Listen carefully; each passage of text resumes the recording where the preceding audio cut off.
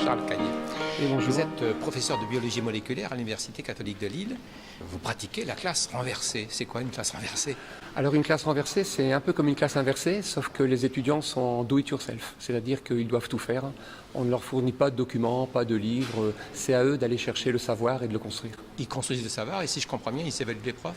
Voilà, ils construisent le savoir, ils font les cours eux-mêmes, ils font les cours, c'est-à-dire qu'ils vont au tableau, ce sont eux qui écrivent ces chapitres et ce sont eux qui interrogent le prof. Donc dans ce modèle, le prof devient l'élève et c'est lui qui rentre à la maison avec des devoirs. Mais on vous a questionné sur un point qui interpelle. On vous a demandé quel est le modèle économique de la classe inversée Oui, à l'université. Oui, ça perturbe beaucoup d'enseignants de savoir quel est le modèle économique, autrement dit combien ça coûte, combien de temps il faut et comment on s'organise, alors que la question du modèle économique, elle est plutôt à prendre à l'envers, c'est-à-dire quelles sont les erreurs à ne pas commettre en termes de modèle économique. Autrement dit, il faut vraiment travailler avec des outils simples, des outils par exemple des cartes mentales, des tableaux sur lesquels on écrit, des méthodologies créatives, et ne pas dépenser énormément d'argent pour créer des endroits, des laboratoires remplis de technologies, remplis au départ sans méthode, et qui font que les enseignants font de la transposition. Donc finalement, si vous donnez aux enseignants des primes, des salaires différents, si vous leur donnez des moyens technologiques, mais qu'ils voient l'innovation juste comme une façon différente de faire la même chose, économiquement, ça vous coûte beaucoup plus cher que si vous faisiez des cours classiques. Enfin, on vous a posé la question. Moi, j'ai 250 étudiants. Ça coûte cher quand même les travaux dirigés pour 250 étudiants. Alors, on fait de la classe inversée avec 250 étudiants? Oui, on peut faire de la classe inversée. Moi, je fais de la classe inversée avec des groupes de 50 étudiants. J'ai vu à Boston des professeurs de physique qui faisaient de la classe inversée en direct avec 250 étudiants sur des plateaux. Donc là, par contre, il faut de la technologie, il faut des micros, il faut des ordinateurs, des connexions.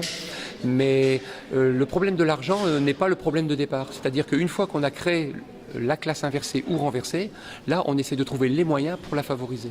Mais c'est pas le modèle. Le problème n'est pas le modèle économique au départ. Et alors, le vrai problème, quel est-il alors? Le vrai problème des enseignants qui posent la question du modèle économique, Oui. c'est peut-être de se dire, comme dans pas mal de cas, si on me donne de l'argent et du temps, je peux faire des choses. Et je pense que c'est pas avec de l'argent et du temps qu'on fait de l'innovation pédagogique. Quand on se lance dans l'innovation pédagogique, on peut trouver des moyens et on peut trouver du temps.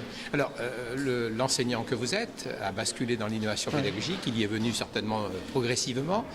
Mais quand on a basculé, on revient au traditionnel? Mais moi j'ai basculé dans l'innovation pédagogique, mais je reste aussi dans l'enseignement classique. J'adore enseigner de manière classique. Donc je n'ai pas renié ma façon d'enseigner. Donc je continue à faire des cours normaux et je fais aussi des cours de manière inversée et renversée. La solution, c'est l'hybridation.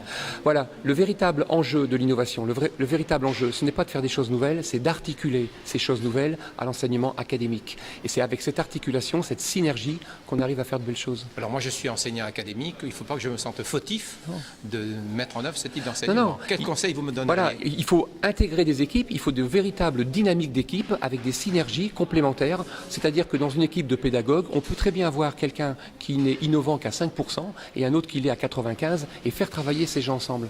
Il ne faut surtout pas créer des équipes avec des gens qui sont 100% créatifs et innovants. Donc la solution quand même, c'est le collaboratif entre enseignants pour permettre le collaboratif entre élèves? Oui, la véritable solution, c'est le travail d'équipe. C'est-à-dire qu'un prof seul qui fait l'innovation dans son coin, ça n'aboutira à rien et son innovation, elle disparaîtra avec lui.